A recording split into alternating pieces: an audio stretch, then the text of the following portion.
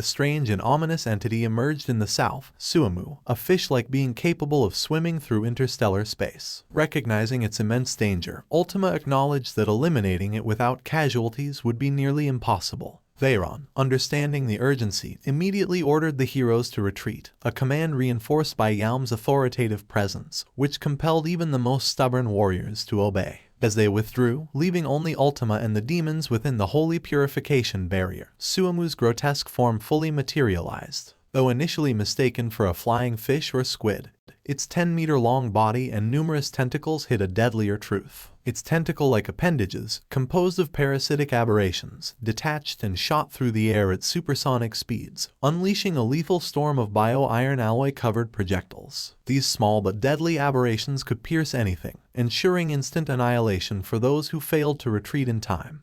Ultima, frustrated by the relentless onslaught, unleashed a devastating wave of destruction, eradicating the aberrations, but her true target was Suamu itself. The creature, however, possessed unrestricted movement and the ability to accelerate from a standstill to sublight speeds, over 100,000 times the speed of sound, even within the atmosphere, making it invisible to the ordinary eye. Yet Ultima, unfazed by the laws of physics, could track and counter such inconceivable velocity with her mastery of technique and magic. Her presence on the battlefield was a stroke of fortune, as she alone could face a foe that defied all natural laws. As the battle with Suamu intensified, the battlefield evolved, with Ivarid's grotesque cryptids emerging in chaotic, nightmarish forms. Among them were humanoid phantom beasts, further complicating the fight. Even those who had escaped Suamu's initial assault now struggled against the relentless wave of horrors, their ranks thrown into disarray. The northern battlefield had transformed into a nightmarish hellscape, overrun by the formidable Habitak, a bird capable of soaring through dimensions. Even the elite forces, the blood-crimson knights, bloody knights, and black numbers, were effortlessly cut down by a single Habitak, their blood and severed limbs scattered through the air. The absence of Ultima had left them unprepared for the enemy's sheer lethality, and before they could even react,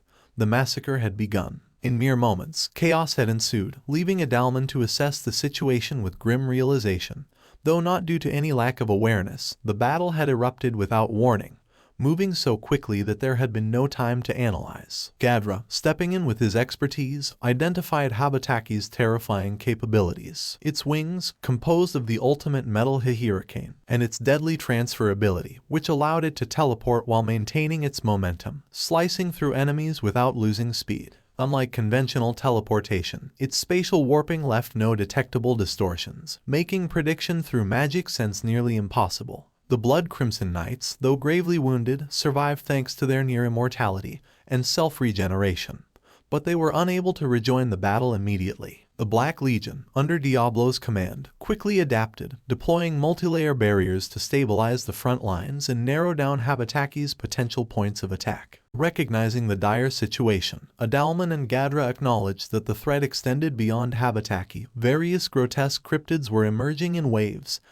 threatening to overwhelm them entirely. Without hesitation, Adalman invoked his divine magic, seamlessly shifting between anti-personnel and anti-monster healing to restore fallen warriors, allowing them to re-enter the battle. Albert and Veni took up defensive positions around him as Gadra, now reincarnated as a metal demon, charged into the fray. Using his magic-enhanced combat skills to wreak havoc upon the cryptids, his newfound power more than sufficient against opponents unfamiliar with martial arts. With Luminus monitoring the entire battlefield from the Heaven Tower, her holy magic became the pillar sustaining the warriors across multiple fronts. However, in the eastern region, where Ivarid loomed, the situation grew even more intense. Superclass awakeners such as Hinata and Calgurio faced multiple humanoid cryptids, while other combatants grouped into trios to minimize casualties. Luminus pondered whether she had properly distributed her recovery casters, recognizing that despite an increase in holy magic users due to Ramiris Labyrinth,